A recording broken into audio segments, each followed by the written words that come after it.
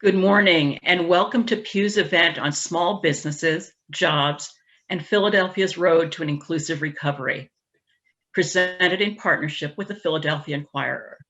We are so grateful for all of you for joining us this morning. I'm Fraserita Klassen. I'm a Senior Vice President at the Pew Charitable Trust. I lead Pew's work in Philadelphia. Although many of you may know of us and of our work, I'll begin with a few words about our efforts to help Philadelphia move forward after a very difficult year. This month, we announced more than $5.4 million in grants to 5 Philadelphia nonprofits to address the human and economic impacts of COVID-19.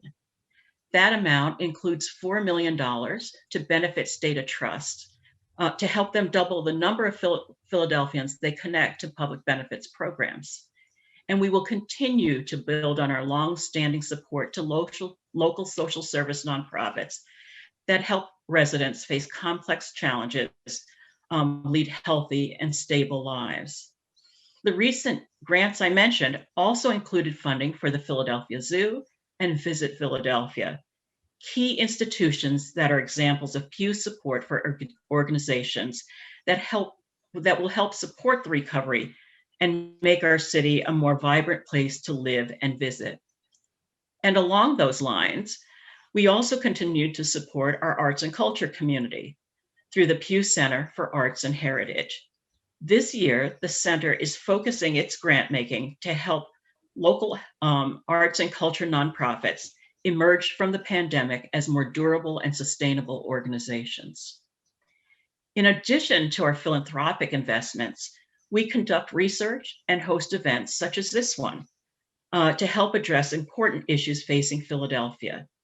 We will continue our work to inform policymakers and members of Philadelphia's civic, business, and nonprofit communities as they face tough decisions in managing new fiscal realities and work toward economic recovery. You can read more about our work at pewtrust.org. 2020 was a year unlike any other. The numbers tell the story of a city facing tremendous challenges from the pandemic and its economic impact, as well as from rising drug overdose deaths and gun violence. The pandemic has affected virtually every aspect of Philadelphians' lives, including their economic, educational, social, physical, and emotional well-being. The pandemic has magnified existing inequities and exposed new fault lines.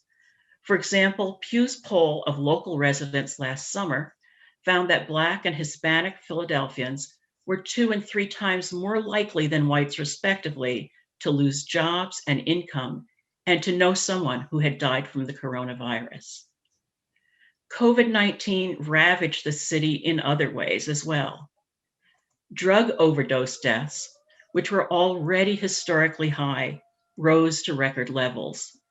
Nearly 500 homicides were reported for the year, the most since 1990, and a 40% increase over the already high numbers in 2019.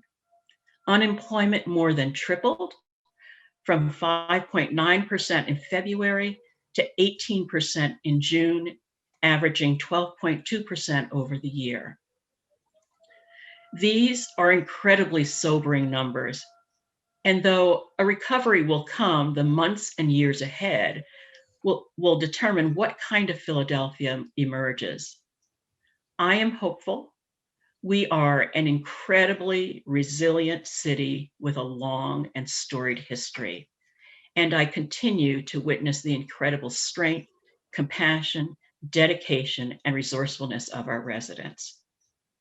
So now let me take a moment to introduce our agenda for the day. First, you're going to hear from Eleanor Hyder, who will walk us through new research on the financial conditions of the city's small and local businesses and the distribution of middle wage jobs by sector to set the context for our discussion. This will be followed by 2 panels that focus on the economy. The first will be moderated by Philadelphia Inquirer business reporter Kristen Hetrick, and we'll look at how Philadelphia is preserving and growing small and local businesses. And the second, moderated by Inquirer Future of Work editor Ezekiel Manaya, will explore how Philadelphia is supporting and increasing middle wage jobs. And finally, Pew's Sophie Bryan will conclude our time together with some closing remarks. I want to personally thank all of our panelists for being here today to share their perspectives.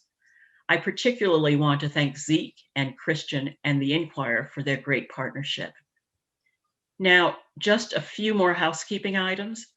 As a reminder, today's discussion is being live streamed, and we can encourage participation in the conversation using the hashtag Philadelphia State of the City. And I'd like to encourage you to explore more of this information on our website at pewtrust.org/PhilaResearch, where you can sign up for our newsletter. And now it's my pleasure to introduce our first speaker, my colleague, Eleanor Hyder, who is Director of Pew's Philadelphia Research and Policy Initiative. Thank you again, all of you, for joining us. We are so grateful for your time. Eleanor, I'm turning it over to you. Thanks so much, Fraserita. I'm Eleanor Hyder, Director of Pew's Philadelphia Research and Policy Initiative. Our team, part of the Philadelphia program, seeks to address key challenges facing this city through comparative data and actionable research. Today, we hope to provide just that sort of useful framework. Before we turn it over to our partners at the Inquirer, I'll share new Pew research that provides you with some useful context for our panel discussions. First, from our 2021 State of the City report, after a decade of strong growth for Philadelphia, 2020 was clearly a devastating year for jobs, both here and across the country. And we know that past growth was unevenly distributed across the city, with pockets of prosperity and also persistent poverty that deepened with the economic disruption of the past year. It's also been a year where perhaps we could have used a State of the City report every month. Looking back now, we see that after the massive employment shock in March and April, we've been on a slow and tenuous recovery. That need for better real-time understanding of what's happening in the economy led Pew to develop a new set of tools tracking the financial conditions of city businesses. This will provide an ability to benchmark Philadelphia's recovery over time. And as we start to think about returning to Philadelphia's pre-epidemic growth, we also wanted to take a deep look at the important category of middle wage jobs. So first, let's focus on businesses. The pandemic was an unprecedented shock for businesses of all sizes in the city, which translated to substantial job losses, especially amongst the hardest hit industries. Here, we are looking at the change in employment over the past year, which was about 10% below pre-pandemic levels. But at the industry level, some sectors have recovered, such as professional services. Some declined at the start of the pandemic, but have since remained steady. And others, especially hospitality businesses, remain well below pre-pandemic employment, with almost 50% losses since 2019. A key question for the city's recovery is how many businesses will survive, recover, and put people back to work.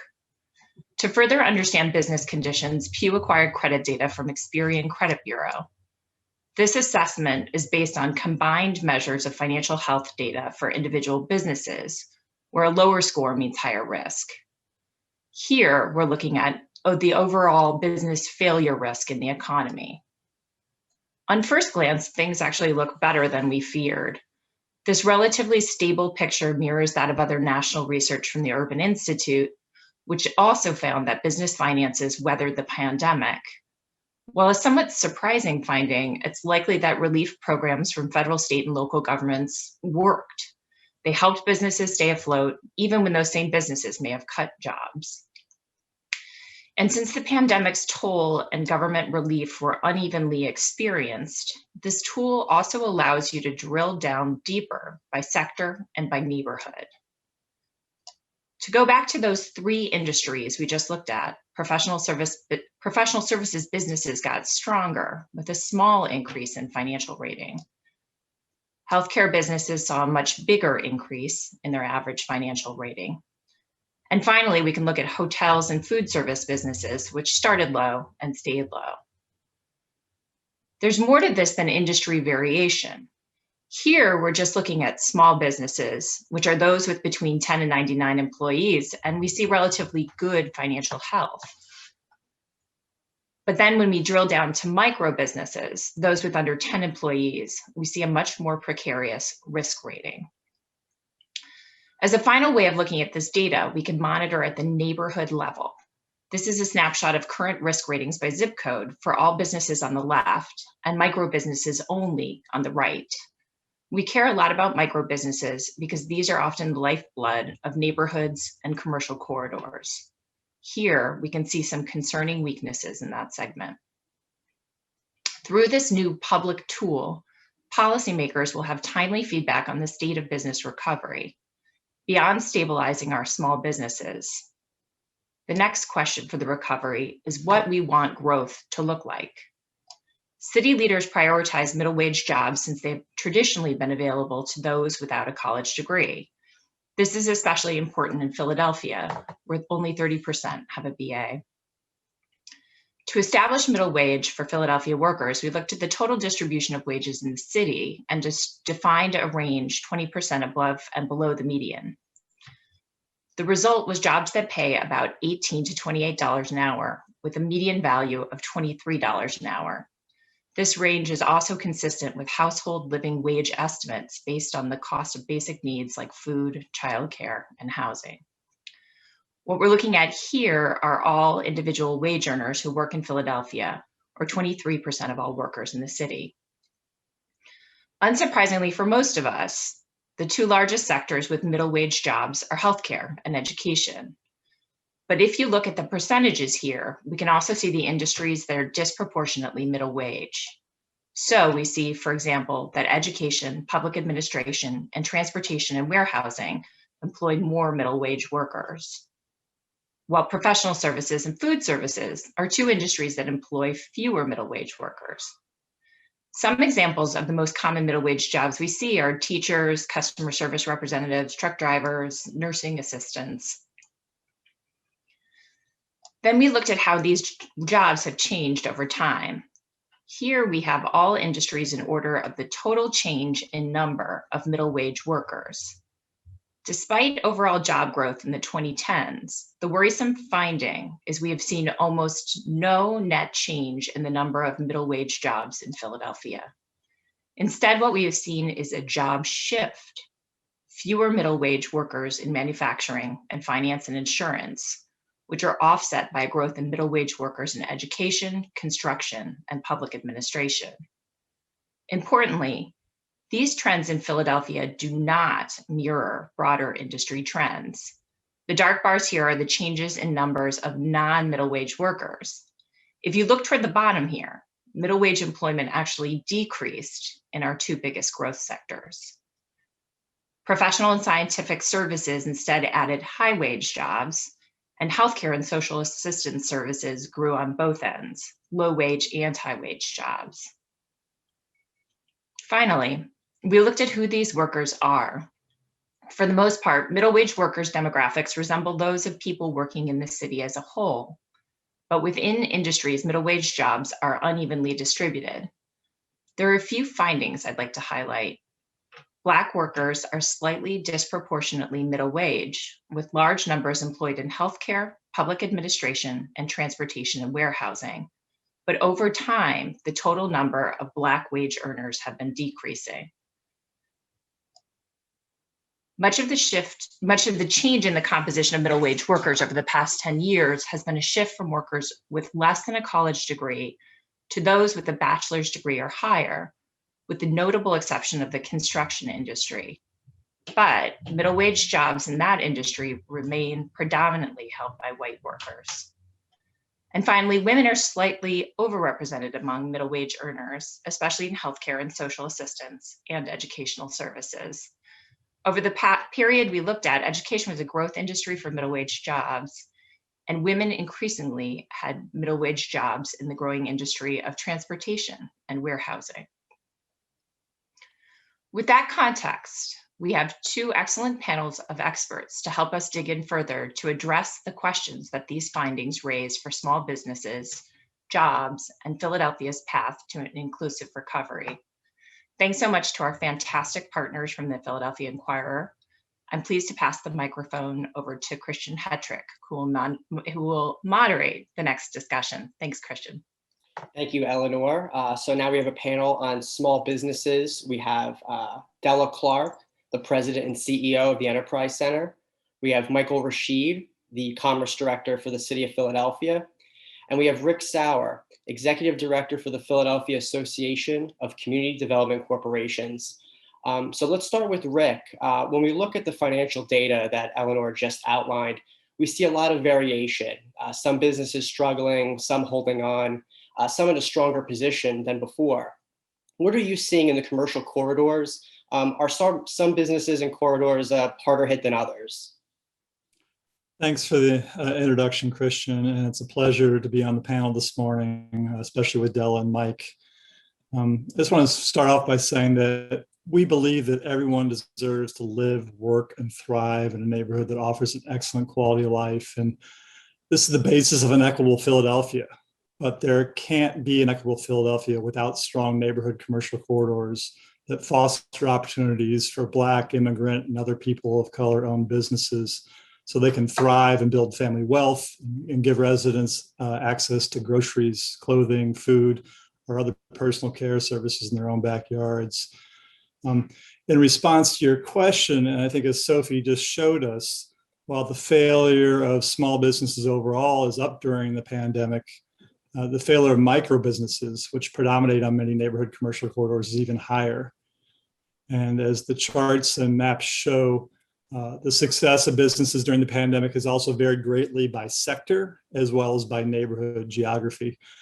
And that was also true during pre-pandemic times, just been exacerbated even further now. Low-income residents and communities of color have been harder hit by the pandemic, as was noted, than other households and neighborhoods in the city, including residents' loss of jobs and income. And that also impacts businesses located in the neighborhoods where they live. And research shows that businesses of color have had more challenges accessing government and philanthropic COVID relief programs than white-owned businesses. In some cases, business owners may lack a bank account, making it more challenging to, say, apply for a PPP loan, or maybe they lack other necessary documentation or have limited English proficiency, which impacts their ability to apply for relief programs. We've seen that other businesses were not set up for e-commerce, or maybe they had more challenges adapting their business model given the impact of COVID, which also resulted in reduced revenue opportunities. So for example, in the case of restaurants, some neighborhood commercial strips like Main Street in Manayunk or 13th Street right here in Center City, they have a thriving dinner crowd when you go out during the week. It doesn't even have to be the weekend. But there's other owners that maybe didn't have access to the resources they needed to upgrade their HVAC systems, to increase their indoor seating capacity, or the ability to develop protected outdoor dining options in front of their restaurant. Or maybe they didn't even have delivery in place at the beginning of the pandemic. So there's a range of factors at play here, I think.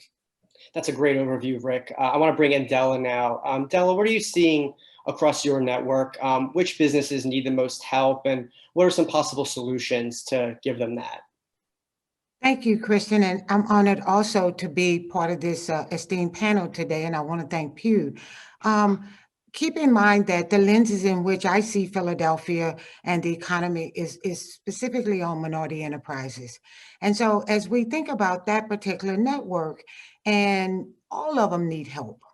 And instead of focusing on what they need more of, I'd like to speak about what they need less of. And so typically when I'm on a call with a minority business seeking contracts and opportunities, the first question that comes out of that particular corporation or foundation or corporation or whoever that we're calling on to do business is, the first question is, are you certified? And I don't know where certification came up I've been at the Enterprise Center now almost 30 years, and it has been around. But I think what has happened with this certification process is that we've become a compliance and regulatory city around minority enterprises. And we need to lessen that focus. If we can put together in the city of Philadelphia an equitable and just environment, then we don't need certification, because the color of my skin follows me everywhere I go, just like all minorities. And so there should be less focus on compliance and more focus on business connection, because a non-minority business doesn't have to spend time annually every year doing a certification. When they want to form a joint venture, they don't have to get that joint venture certified. We put minority businesses in too much of their time spent on compliance and regulatory, and less on business connections, doing business. The second area we need to do less of is high point training, high touch training, right? Minorities tend to always have to go into a training program to get anything in this city. We need to lessen their time in training. But we do need to increase their one-on-one coaching. We also need to put them in less of a environment where it's a cattle call, where one glove fits all, versus customization and specialization of their particular industry, the stage of development that they are operating in. And as we speak about micro enterprise versus macro, I'm fine with the city having a compartmentalization of micro enterprises, but let's meet them where they are. And let's align resources according to micro versus macro. But many of the initiatives that come out of the foundation world, the funding world, the city world is all kind of one glove fit all. And I'd like to see more customization of that. I think that there is a group of minority CEOs and founders in this city who want to scale. When I got started 30 years ago, I worried about that. But Kristen, I don't worry about that now. What we need to focus on is capital. And actually, I was about to transition there. Can you elaborate on that? How do we help them scale, and how do we get them capital? Well, we're going to have to bring less debt and more equity. When you look at the balance sheet of most minority enterprises, whether they micro or macro, they have far too much debt on their books. When you take a minority that's starting out where there's low wealth in the family, low wealth in the community, they can't aggregate $100,000 of patient capital to go through proof of concept, right? Versus a non-minority probably can aggregate those dollars. So we have been watering the leaves of minority businesses in this city, and we've never touched the roots. And that's why they're still small. Let's bring in Michael. So how is city government supporting small businesses through the mayor's proposed budget that he unveiled last week? And during this phase of the recovery and the pandemic, with vaccinations on the way, some of the restrictions starting to be lifted, what does the Commerce Department see as sort of like the most pressing issues to tackle now? Well, I agree with everything that Della said. So next question. What about the? That's great. What is the Commerce Department focusing on though? Is there anything that's like that you guys are working on in particular? Yeah, I'm happy to talk about that. But yeah. So the question is inclusive economy, and Della spoke to that. Yeah. I just want to encourage us all. I know we have some economists on the line, and let's take the long view in terms of an inclusive economy, which I think is a great thing to look at and talk about. As you know, the wealth gap between whites and blacks in the United States is blacks about 45% of the wealth of whites. And that's a measurement that's a known and pretty doggone valid measure. And I'm a business person, and I know from my business career that you cannot manage what you don't measure. And so I would encourage Pew and all of our economists on the line to start thinking about measuring the wealth gap as we pour all of these monies and efforts into trying to make it a more inclusive economy. Let's measure the wealth gap between blacks and browns and the majority community in our city. And we know that business is very important when you look at the wealth gap, but business is just one slice of the pie. Income and wages factor into the wealth gap. Education factors into the wealth gap. And thank God for President Biden and Governor Wolf and the money that they're trying to put into our educational system. It's extremely important if we're going to deal with the wealth gap. Home ownership, real important. One of the major factors in wealth building for the individual family in our society is home ownership. And that's at an all-time low in the Black and brown community. The formation of families, marriage, single family, single parent families, a real problem in terms of the wealth gap. So as a society, you know, oh, and don't let me forget health status. Health status has shown up as a real problem for us in the pandemic, and it wipes out people's wealth when they're not healthy or when a catastrophic event happens in their lives. So the big picture in terms of wealth, and I think again, I agree with Della, because we have to look at wealth. It's not just watering the leaves. I love that analogy, Della. It's not just watering the leaves. We have to water the roots, and the roots have to do with wealth. So all of those are factors. I think the mayor's budget this year is a budget that tries to balance all of those factors. Education, lots of money, things that have to do with wages, jobs, job training, family formation. All of these are in the mayor's budget, and I think it's a balance. And obviously, where I come in is on the business side.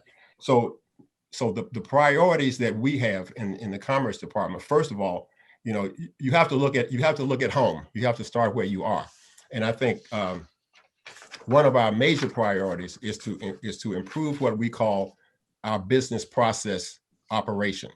So as you know, we have a lot of departments in city government, and you know, you want to start a business, you go to this department. You want to get a license, you go to that department, and it's kind of confusing for anybody, but especially imagine a person who just got started. You know, not a lot of education coming out of our school system.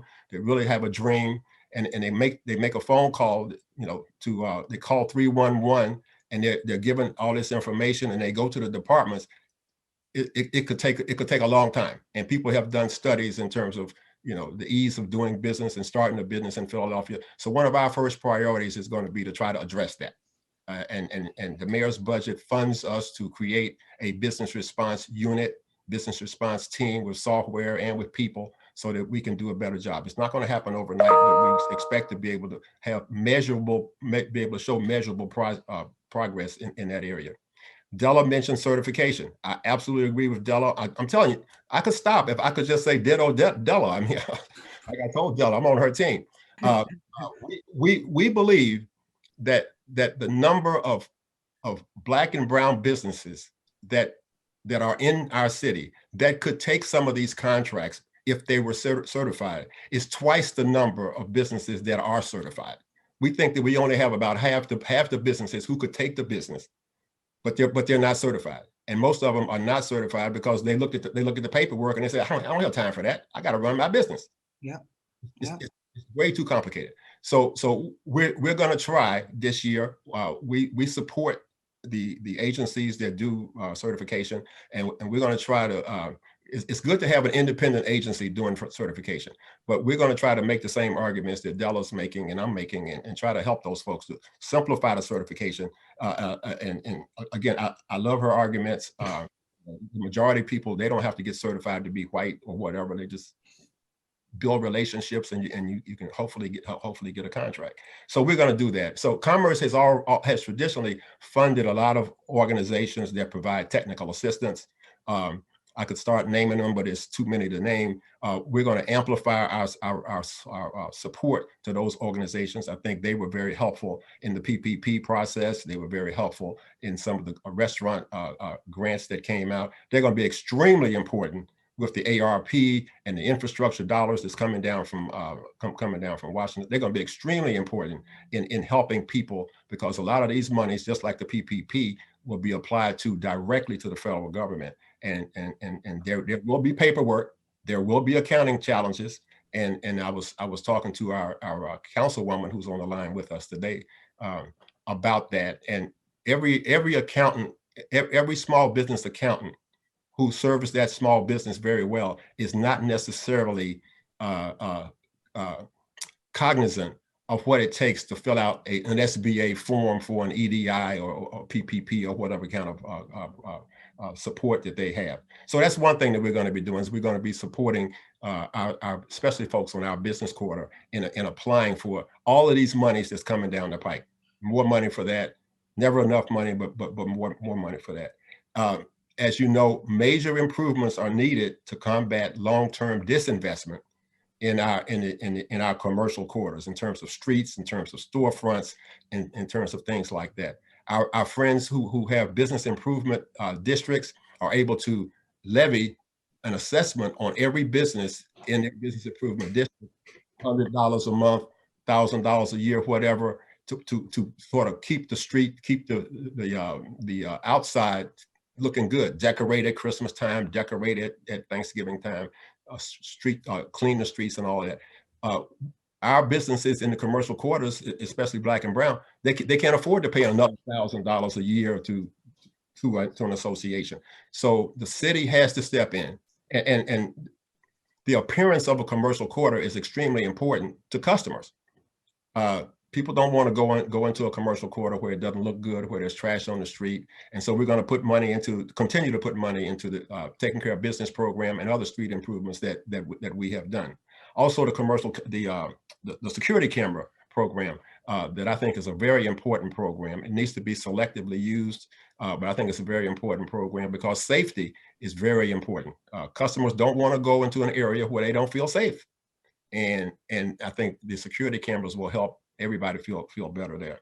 So improvements in the commercial quarters, improvements in terms of trying to help businesses qualify for money, be able to get the money when it's available. I cannot overlook the fact that, as you know, we have over 115 universities in our city. We have those universities are turning out a lot of talent.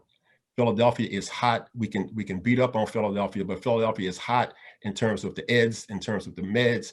Philadelphia is hot in terms of logistics. While passenger traffic went down about 50% at the Philadelphia airport, logistics traffic actually went up during the pandemic, which shows that that's a bright spot. The Hillco development, Amazon surrounding Philadelphia with warehouses, logistics is taking off in this area. And so we're adding resources in the Commerce Department with the mayor's budget to be able to continue to stress those kinds of businesses and put people to work, attract those businesses, and then put people to work in those businesses. Last but not least, Okay. let me just say last but not least, because this is the big one for me. I mean, thank God for the city helping where I'm telling you that we're helping. Thank God for the state. Thank God for President Biden and the money he is pumping into Black and brown businesses. But I'm telling you, those things are small. Even the federal government's support is small compared to the support that is being voiced today by corporate Philadelphia. Yeah. By corporate Philadelphia, and the support that could be brought to bear by corporate Philadelphia. Way more money. I mean, I know we think that what the federal government is talking about is Kabbalah for us. What the private sector spends in terms of goods and services, in terms of office supplies, in terms of cafeteria, in terms of whatever, far dwarfs what the federal government, state government, city government can spend. And so the whole supply chain process, when a company like Comcast or the banks got together and pledged $100 million to support these businesses, we have to get involved. City government, folks like Della, we have to get involved with them in helping them understand what is the best use of their funds. We don't want them to just say they're going to do a big program, have a press release, and then 5 years from now, nothing really has happened with it. And we think that we can really help supply chain diversity, really accelerate that and be a catalyst for that. That's the big one for me, and we're putting resources into that as well. Thanks, Michael. That covered a lot of ground. I appreciate that.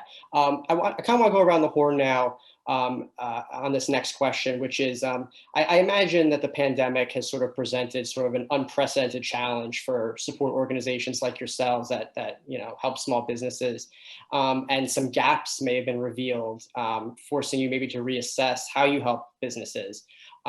So could support organizations like yourselves do better? What gaps were revealed by the pandemic? And is there anything you've learned from all this that you want to keep in place in the long term? I'll start with Rick.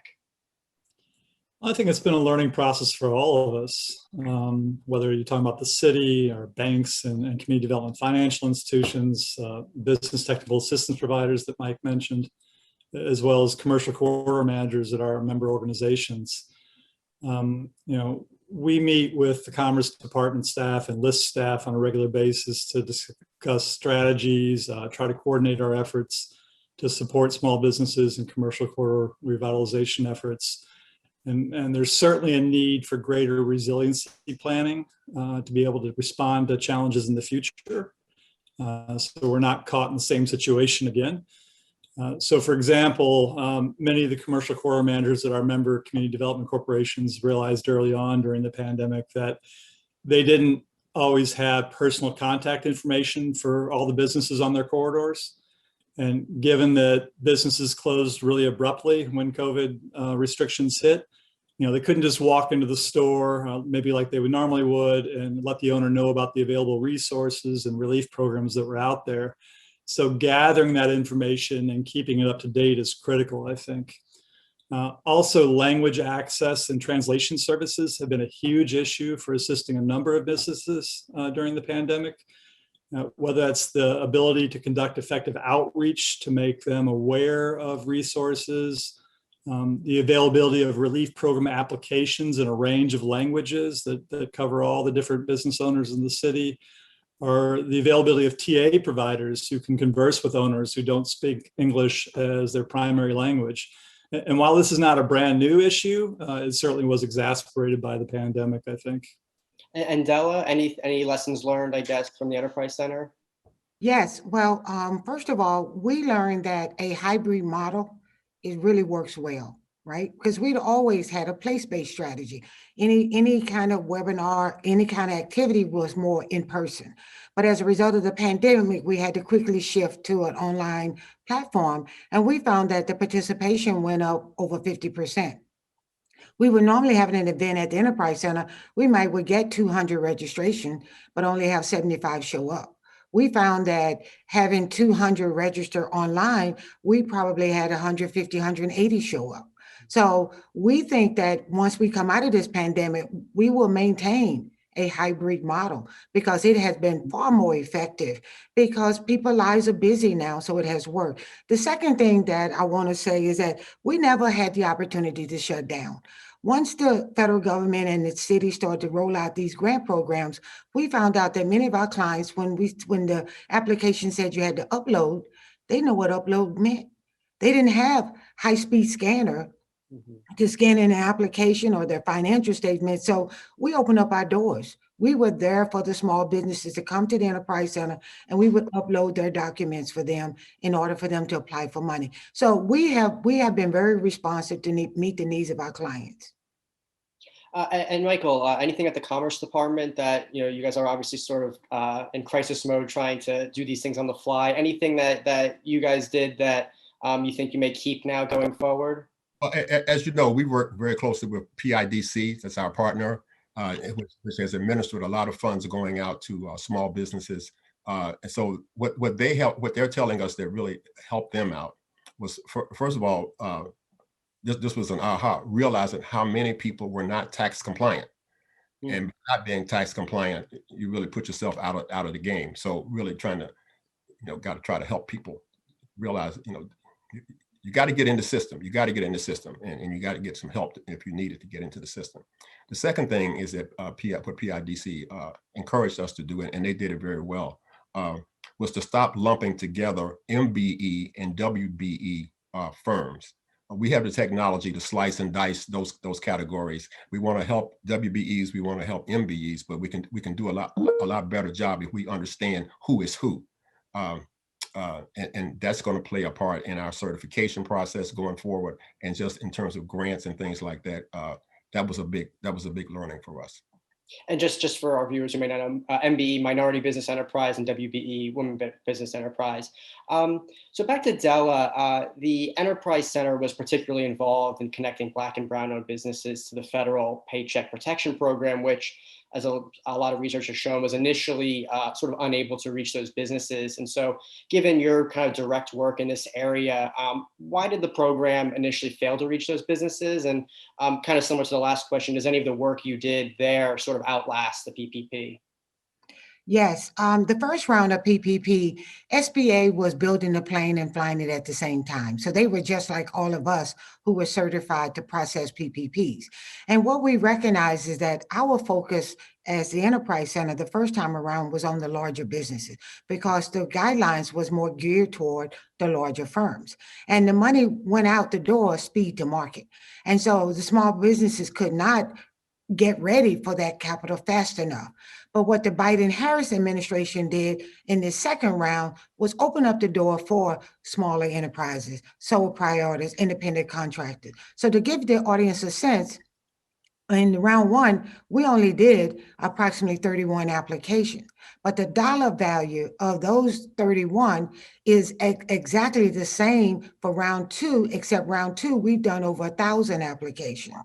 Okay, just to give you a sense. And so we will, both round one and two, do approximately pretty close to $60 million in PPPs, but it took a tremendous amount of effort. And one of the takeaways and the good news about the virtual platform is that we did in the second round what we call application walkthrough, where we literally put the application on the screen. And Morgan Lewis was our partner in that. And we literally walked these small independent business owners through the application. So when they got in front of their computer, they knew the fields they needed to complete. And it did have significant impact. And the second thing that we conveyed in education was the PPP was and is the best thing since bread and butter. One, you don't have to pay it back. If you use the money the way you said you were going to use it. Two, it helped to keep you afloat. And then thirdly, it's not taxable. So we really made sure that that communication was spread throughout corridors, small businesses. And so we think we did a much better job. And so that everyone knows the door is still open until May 31st. And before we just transition, I think we had a conversation before this about how the condition of some of the businesses that were applying for this. You had mentioned earlier that some may have never uploaded documents and things like that before. Was there anything that the businesses that they were just perhaps just not equipped or ready to apply for a loan from the federal government like that? Yes, that's right. And so the analogy and metaphor I want to use is that for each one of these PPP applicants, we had to raise up the hood of the car and we had to check the engine, check the transmission, look at the tires on it. So we feel like now we have a huge parking lot of cars that we need to go back now and repair, right? Because we did unfold some challenges with these businesses, but because of the speed and the time it took to process the PPPs, we couldn't focus on that at the same time. But the goal is to go back and work with those businesses, right? And it also, again, was also evident that those businesses only have had their leaves watered and no one has watered their roots. And Michael, that's copyrighted. Let's get to Rick really quickly. Just any other needs for your members in particular, or possible issues, solutions that we haven't discussed yet? I think even with the groups that provide support to small businesses, there's an issue there about not always having opportunities for professional development for themselves. To be able to better assist those businesses and have the tools needed to excel within their own positions. So, example, we put some new programs in place to build the capacity of commercial corridor staff and organizations, such as an onboarding program for new commercial corridor managers that interface with businesses, provides them training and coaching to bring them up to speed more quickly. And early on in the pandemic, based on input from our members, we released a COVID-19 policy agenda laying out a number of recommendations to get through this crisis by stabilizing not only businesses, but housing situations and the nonprofits they rely on to deliver critical services and connect them to resources. Some of the key recommendation analysis system to better understand our small business community and share that data and better communicate with businesses and analyze the effectiveness of the programs that are being put out there to respond to their needs. Supporting business technical assistance on sort of on a place-based and a corridor-focused situation, in addition to sort of the citywide assistance that's been in place for quite some time. Della mentioned boosting access to capital for small entrepreneurs or others that sort of lack access to traditional lenders by supporting community development financial institutions. So there's a number of other things too. Supporting property acquisition for small businesses, owners of color on corridors, so they can increase local ownership there, remain in the communities, and build wealth over time. And Mike mentioned earlier the PHL taking care of the business cleaning program. That's a critical new program to keep our corridors clean. We want to make sure that that remains fully funded and contracts are renewed so that work can continue going forward. I think ultimately, Philadelphia's neighborhood commercial corridors and our Black and brown owned businesses require a supercharged investment though. And while the city of Philadelphia can't do this all alone, we need significant resources from the federal and state government, from the private and the philanthropic sector. But that's why later this morning, I'm going to be testifying in favor of the Neighborhood Preservation Initiative before a city council hearing, urging that a significant portion of the proposed $400 million bond issue is used to support small businesses and commercial corridors. Thank you, Rick. So obviously we're doing this on Zoom, where everybody's working remotely right now. And one of the things I found fascinating about the city budget proposal was that it anticipates that 15% of commuters will never return to Philly offices because of remote work. So Michael, like at the Commerce Department, what are the implications of that? I imagine there's some sort of ripple effect of just 15% fewer commuters coming to the city every day to go into offices, buy lunch, things like that. So what are the implications and how does the city adjust to that? Well, changes in work location is a shift brought about by the pandemic.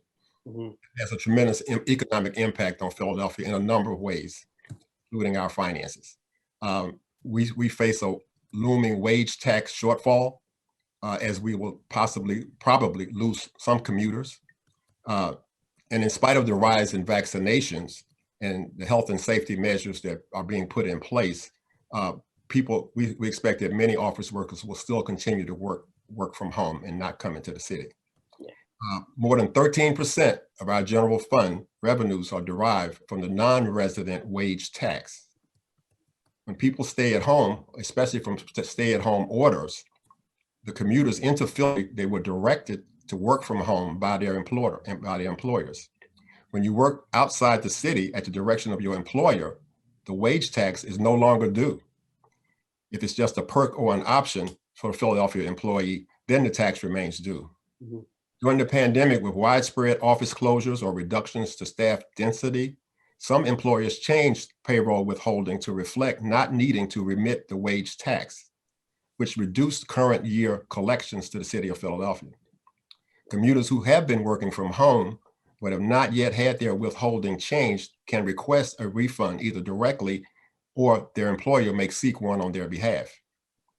We're getting those refund requests now, and based on the current volume of refund requests, the city has had to reduce FY21 wage tax collections by another $125 million. We estimate in our budget for FY22, that number will be about $70 million that we will have to reduce our estimated and expected wage tax income. Even once the economy is fully reopened, we estimate that 15% of non-residents will not return to office, creating a permanent reduction in the wage tax collections. Obviously, that's going to be a negative effect on us. And that vulnerability and that change in behavior creates what it creates to our collections, contributes to our decisions to maintain efforts to reduce the non-resident portion of the wage tax. Hey, Michael, we just have 2 minutes left, and I just want to bring one more follow-up. Maybe Rick can sort of weigh in here. You know, a lot of the discussion of remote work is how it's been affecting Center City, where that's where all the offices are. I'm wondering though, for the commercial corridors, with more people like myself working in the residential neighborhoods of the city, could remote work, fewer commuters or fewer people showing up to offices wherever they live, kind of have like an effect of like diffusing economic activity and maybe helping some neighborhoods that, you know, didn't get as much activity as Center City? Well, I guess, yeah, the issue you're pointing out is instead of commuting to downtown and supporting the businesses there during lunch break and after work and all that, that maybe if people are at home, there'd be more support for the local businesses within their communities. You know, I think that really has played out in different ways. First of all, I think part of what Mike was relating to too is there is a number of suburban commuters that go to work in Center City. So they're not living necessarily in other Philadelphia neighborhoods, but they're living outside the city. So if they're not coming into the city, that's a net loss for the city overall. At the neighborhood level, yeah, I think in some situations, some neighborhood businesses probably have benefited from folks being at home and closer to those businesses more of the day. Other neighborhoods, though, especially if there's a high level of unemployment, people have lost income, have fewer hours of work, they have less, you know, financial resources to go out and spend and support the local businesses. So again, I think that really varies by neighborhood to neighborhood, and what neighborhoods have sort of proactively been able to be set up, or maybe we're already had a thriving commercial corridor that pandemic didn't have as negative an impact on businesses in the corridor there overall, versus other neighborhoods where it's been really significant and businesses are still shuttered. And the corridor maybe is not as attractive as it was before due to vacancy and litter and other things like that. So I think it's played out in different ways. But you're right, there was potential there for more local consumer purchases to support small businesses. Well, unfortunately, we have to end it there because we're out of time. So thank you. I appreciate all of you participating in this today. And I'm going to pass this on to my boss, Ezekiel Minaya, the editor for the Future of Work project at the Philadelphia Inquirer. He's going to moderate our second panel focused on middle wage jobs. Zeke, take it away. Thank you, Christian. Great job. I really appreciate it. Good morning, everyone. Happy Friday. We're closing out April really strong here. I want to thank Pew for inviting the Inquirer to be part of this important discussion and seating me among this great panel. And speaking of the panel, we have Dr. Eloisa Clementich, President and CEO of Invest Atlanta, that city's economic development authority. Invest Atlanta creates programs and initiatives focused on spurring job creation and economic growth. Among her many achievements, Eloisa is a graduate of Pitzer College, and I went to neighboring Pomona College. So go Sagehens. And we have Paul Levy, the founding chief executive of the Center City District, the Downtown Management District. At the end of 2019, before the current crisis, the greater Center City area held 42% of Philadelphia's jobs, a little over 300,000 jobs. Paul is not a sagehand, but he's welcome nonetheless. How are you, Paul? Morning, glad to be here. Thank you. Wonderful. Last and certainly not least, we have the council member representing Philadelphia's 7th Council District since 2008. And when she became the first Latina elected to council, first Boricua. Maria Quiñones Sanchez, welcome. Buenos días. Saludos. So we are going to have a 30-minute discussion, try to get to about 10 questions that orbit around the central concern. How does Philadelphia create and cultivate more middle wage jobs? Let's start off strong. Let's start off with the council member. As we saw in the presentation earlier, Philadelphia had a strong decade of job growth post-Great Recession, but there was almost no net growth in middle wage jobs. How do we change that during this latest recovery? Thank you. Obviously, education is always at the core of that, and the mayor's commitment to long-term investment in early education is key, right? How are we going to get businesses to come here? We need to make sure that they feel comfortable that they're going to have the workforce, which is why Community College of Philadelphia needs to be such a strategic partner in our skills gap and upskilling of our Philadelphia-based workforce and preparing them for the future of the business potential, whether you're talking about advanced manufacturing, some of the logistics piece that you're going, and then dealing with the historical racism in our building trades, as was highlighted in the slide presentation. The construction industry is going to continue to be strong. How do we ensure a pipeline between our career technical education training in our schools and putting these young people into the building trades with all the need, as Della highlighted, pre-apprentice, all of these additional steps for Black and brown people to have access to it. So it's all of those things: investment in education, upskilling of skills, using our community colleges as a, the workforce development tool, and then opening up the jobs that we know will continue to grow in the city of Philadelphia. So more education and making those unions more inclusive. Absolutely. Good. Paul, Center City is one place where all these jobs are located, low, middle, and high jobs. What is the relationship between them? How do they bounce off each other? And is focusing on middle wage jobs the right strategy? Why don't we, for example, work on improving low wage jobs? So I think, let me just echo things that both Maria said, as well as Della and Mike Rashid. We need a major effort to focus on growing businesses, growing entrepreneurship in our neighborhoods. We need to focus on growing the capacity of the education, but we really got to get out of this either or mode. We also need to grow more high wage and mid wage jobs across the entire city. Center City is a great example of this because based on the work that we've done, while 17% of Center City's jobs pay over $100,000 a year, 56% of them are what we call mid-wage jobs. And we define that as $35,000 to $100,000, and 27% pay $35,000 below. So while we have lots of requirements for college education, 1/3 of the jobs in Center City require no more than a high school diploma. And so we need to build the capacity of businesses and neighborhoods. We need to build the educational level, but we have been a slow growth city.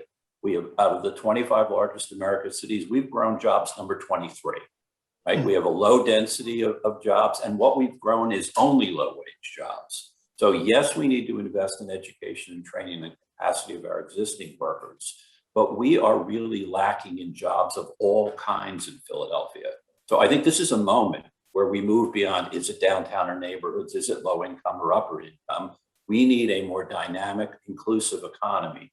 And let me just take an obvious example here, which is that, if you take 500,000 square feet of office space, which is like one of the Penn Center buildings right across the street from City Hall, apart from about 3,000 office workers in those, that building is housing 5 building engineers, 12 security staff, and 18 SEIU janitors. Multiply that times 40 million square feet, that is 1,500 janitors who are not working because the high wage workers are not here.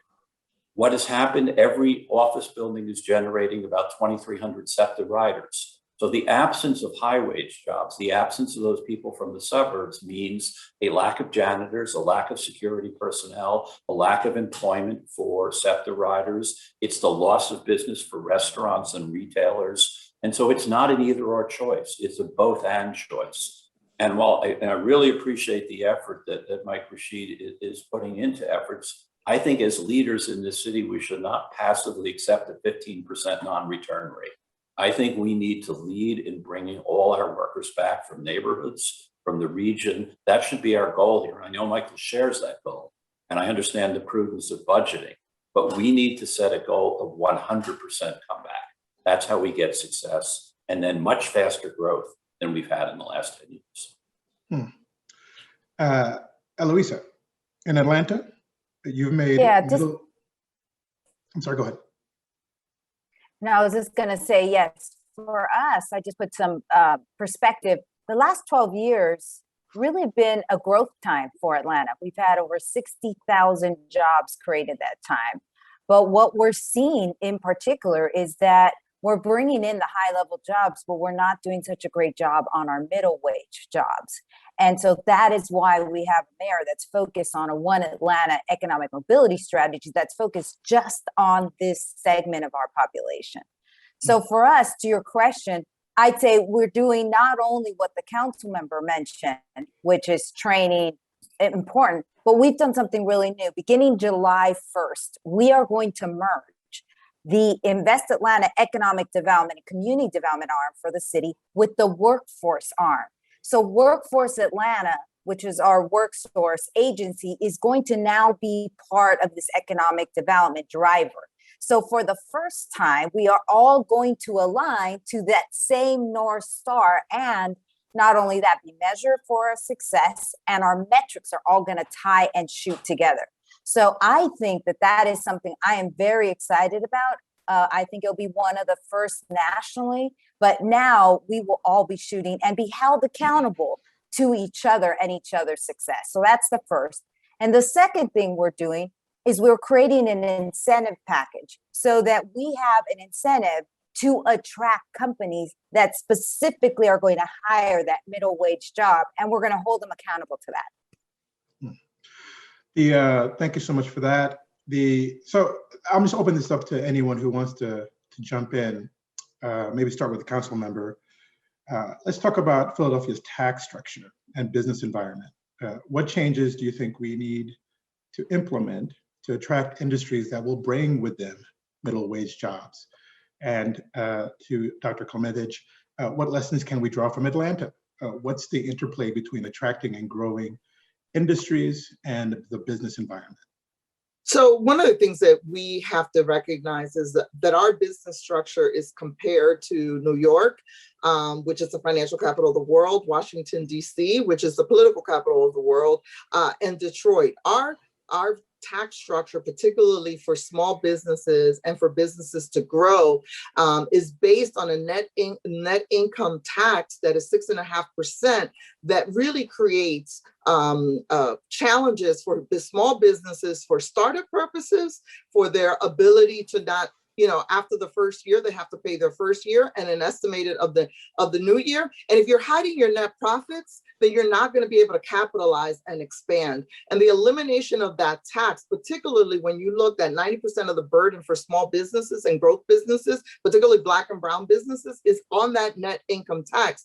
At the same time, we allow multinational companies to skirt that through fancy accounting and don't capture their growth activity. And if we've seen anything during COVID, what we knew pre-COVID and what we saw in COVID, the multinational companies, Target, Walmart, Amazon, had more activity, right? But they didn't significantly contribute more to the city. So it's really owning our tax structure. And I know we'll talk a little bit more around some of that, but for me is recognizing if we want to be intentional and focused and help Black and brown businesses and small businesses, then we have to incentivize them by taking the burden that we've created in how we tax businesses in the city of Philadelphia.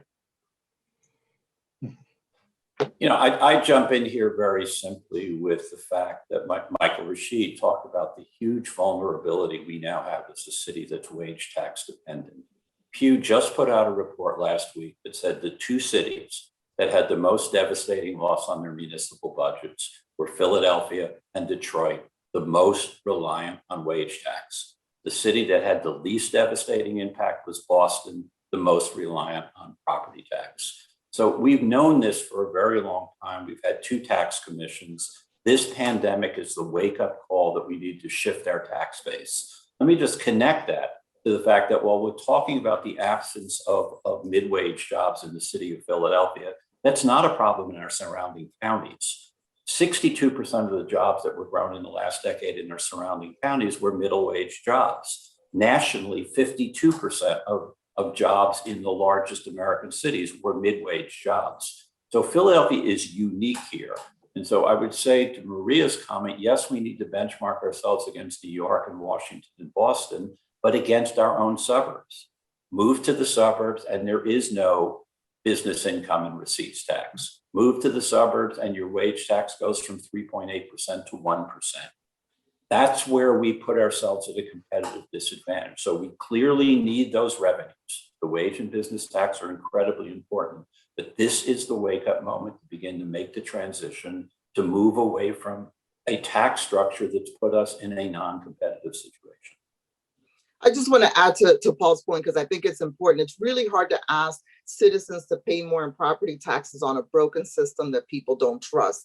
And while I agree with him that ultimately we want to tax things that don't walk, people are not leaving our market and should pay for their activity. The challenge is, even in City Council's audit of our assessment process, we found of the 14 best practices, we were deficient in 11. So while I agree with him, if we're going to move there, people have to trust the system. And unfortunately, our CAMA and our move to, an actual value initiative has been, a failure in that we have not built trust in that system. If we can fix that, then we can have this conversation of which levers we will trigger. Let me say ditto, amen to that, because we've known this for decades. So understand the Center City District relies on the Office of Property Assessment. There have been reports by City Council, there have been reports by the administration. This is the moment to fix our property tax assessment system. It's inequitable, and yet it is the most reliable system. Again, Boston had much less devastating impact because the real estate tax is a slow-moving tax. This is a really great moment, not simply to fix the pandemic problems, but to use this to address the long unaddressed problems that we've had there, whether it's the lack of Black and brown businesses or a lack of our ability to assess property correctly. And how's Atlanta dealing with this? How does it keep businesses from fleeing the taxes, the tax man? Well, for the last several years, just proud to say that Atlanta has been, and Georgia, the best place to do business. We have a flat corporate tax of 5.75%. And so we are very competitive on the tax front. We are very competitive on our incentive front, which is what it's really allowing us to attract more businesses, and including the workforce, the airport, all important to businesses as they make their decisions for relocation. Yeah, and let me just underscore what that means for Atlanta.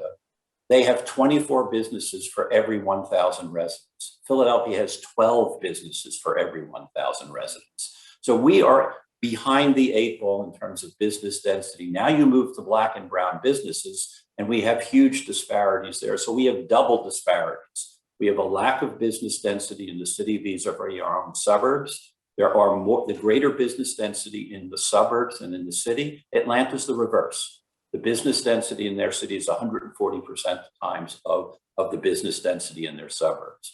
So this is the moment to get business growth of all kinds, small business growth, large business growth, and recognize that that also is the opportunity for Black and brown businesses. Yeah, it's interesting. Isn't Airbnb building a tech hub in Atlanta? That's quite a get. Congratulations, yes, Atlanta.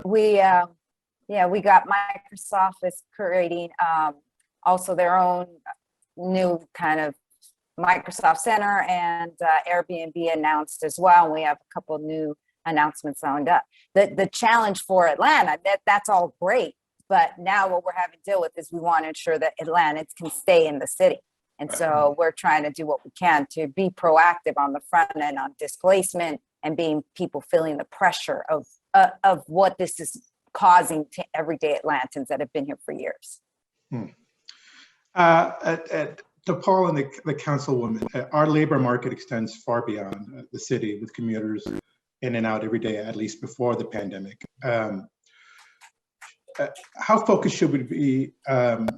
Should we be thinking about connecting Philadelphian residents with jobs no matter where they are, as opposed to worrying and pulling our hair out about growing middle-wage jobs in the city?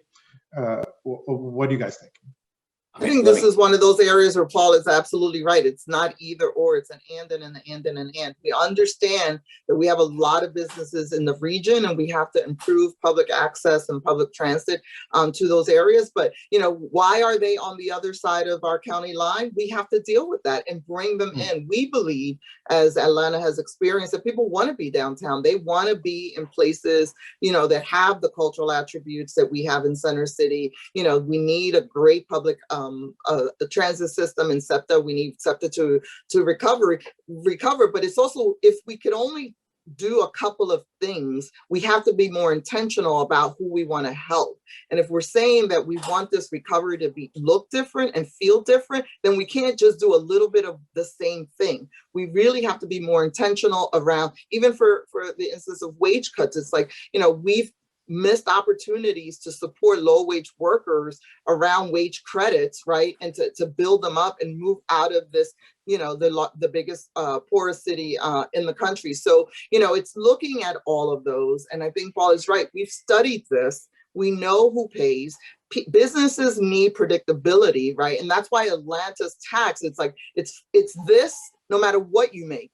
And we need that in Philadelphia. If people are hiding and skirting us, if they don't have the fancy accounting of large folks, they don't grow. They can't capitalize. They can't go to banks and say, this is our real activity. So you want to capture that. You want to promote and incentivize people making money, and that growth is good for everyone because it creates those jobs. We don't have that system in place now. We have a system that penalizes you for locating in the system in the city. We have a system that penalizes you if you work in the city and live in the suburbs. Everything that we've done is about capturing income and not incentivizing the activity we want. People want predictability.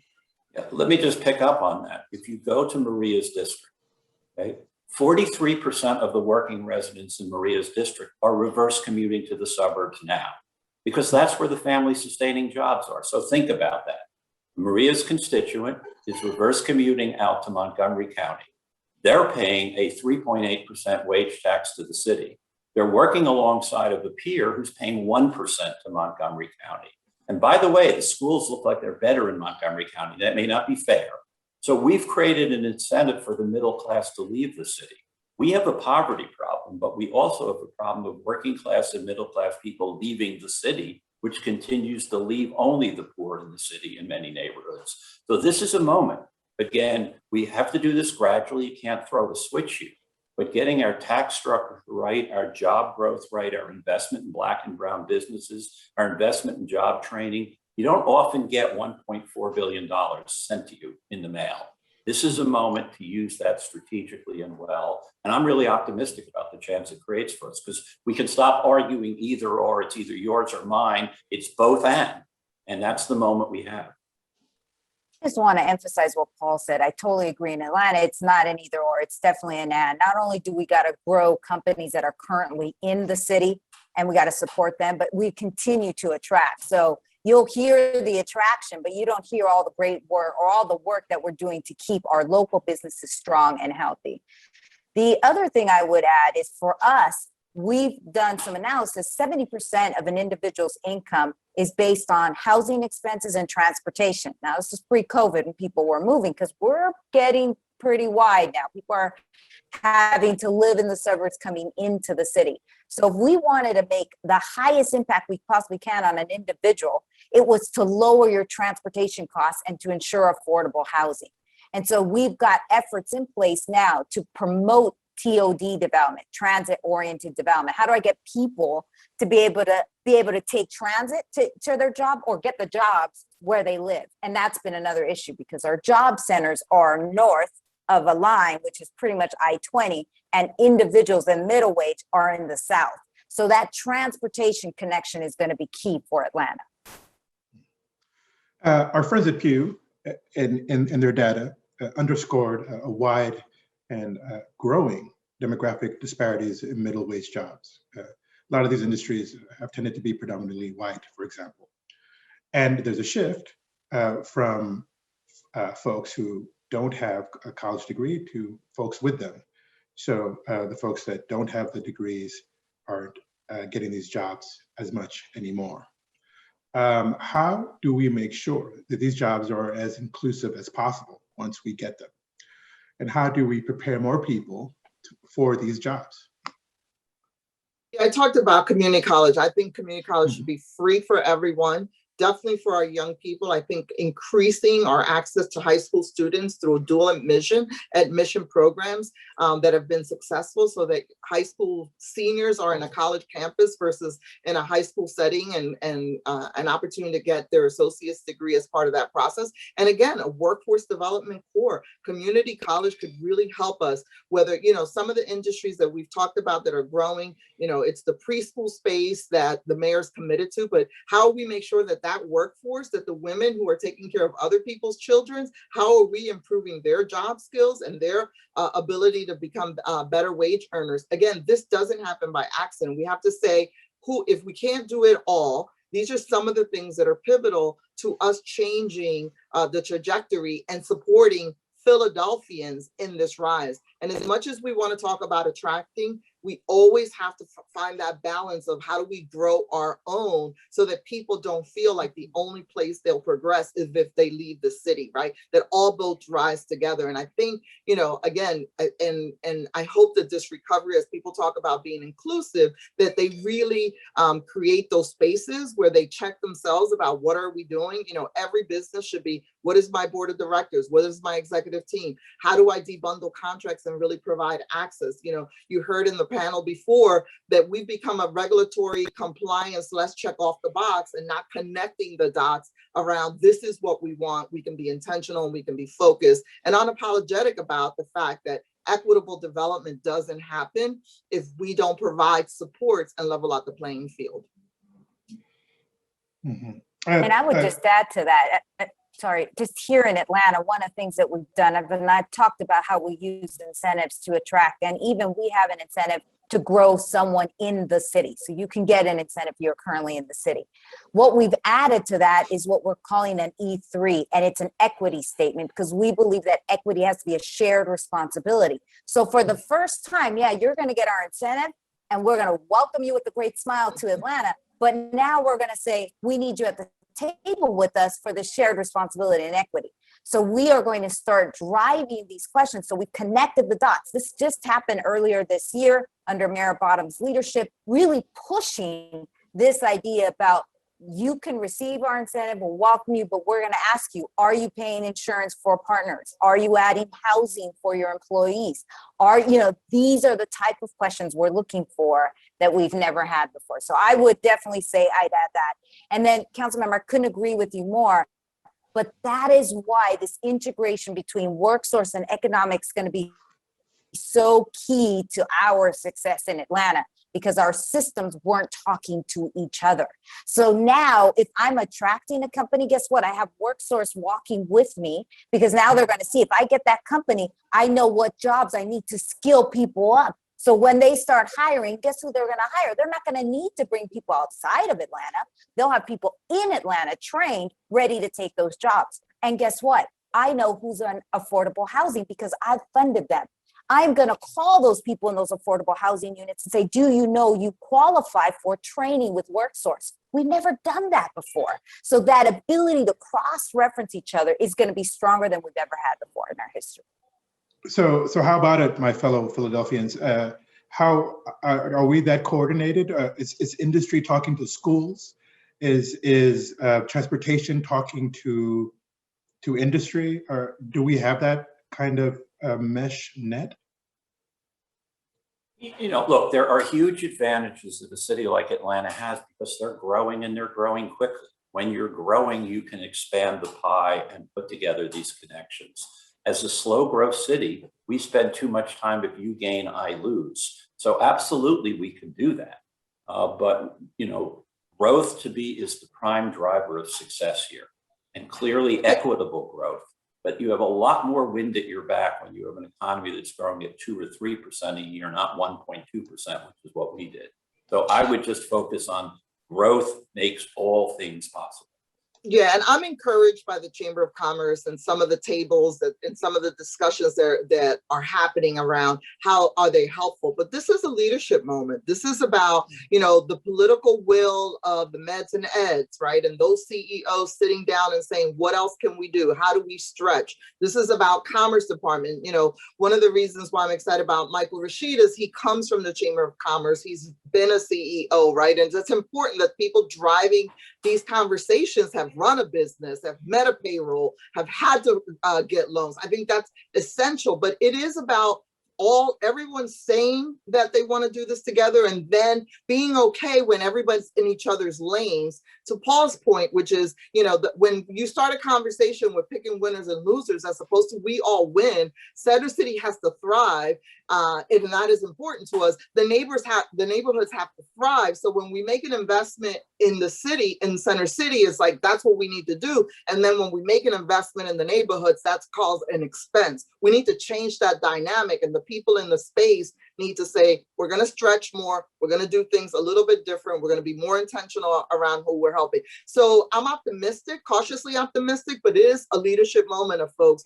Our work around poverty with the United Way and trying to build public-private partnerships is about that. It's like, can we sit at an accountability table to what Atlanta's doing, all in? Can you set up an accountability table where people have skin in the game, and that the success is collective?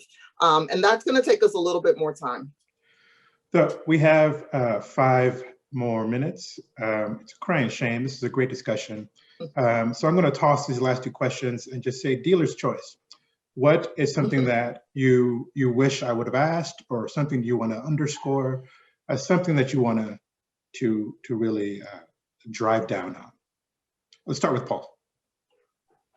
I think we've covered a lot of points here. Let me just go back to the question you asked Rick Sauer, which is for those people who work in Center City and University City who are working remotely and they're living in Fishtown or South Philadelphia, they're spending their money in their commercial corridors, and those commercial corridors are doing better than ever.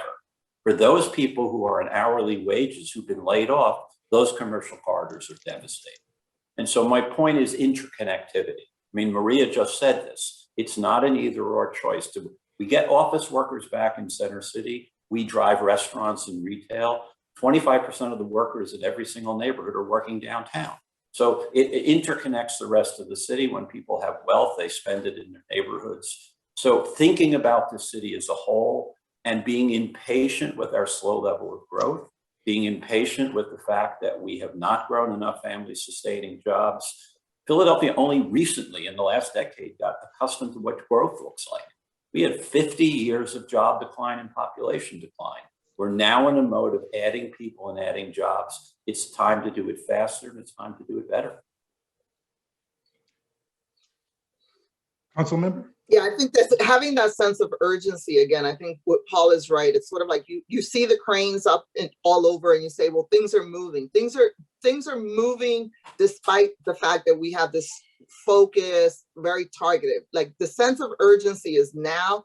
People, we saw during the pandemic, it cost people lives if we're not intentional and focused. And again, to me, it's like, what is the dashboard of accountability? How do we all? And, as someone who's in government and, I was former CEO and ran a business, how to meet a payroll, I think we need to insist that the private sector do it, but I think government, we can't ask the private sector to do what we don't do. So building efficiency, we can't have the highest cost structure. We need to be efficient. We need to look at ourselves as facilitators of what happens in our economy. So, government has to change its framework, and then it has to encourage and support the private sector to do this in a way that, again, is more equitable. People say inclusive. We have industries who are just blatantly racist and have not been inclusive, and we have to call it out like it is. And they shouldn't be getting incentives, right? When you look at tax abatement and all the other stuff, these industries have to open up if Philadelphia is going to grow, because then the growth would be small, right? When you look at, the building trade sector, we're going to continue to build infrastructure. Biden's going to send more money down. That is an opportunity for us to change that workforce historically in a way that will benefit all Philadelphians.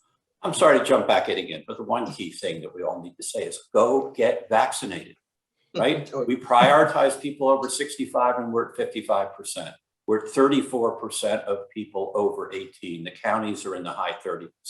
Let's make it let's go to all our sports teams. Let's get to 50%. Let's get to 70%. Let's stop talking about the people not vaccinated. And let's start talking about how we all push our employees, our friends, our neighbors. That's key to recovery. The vaccine opens the door to everything.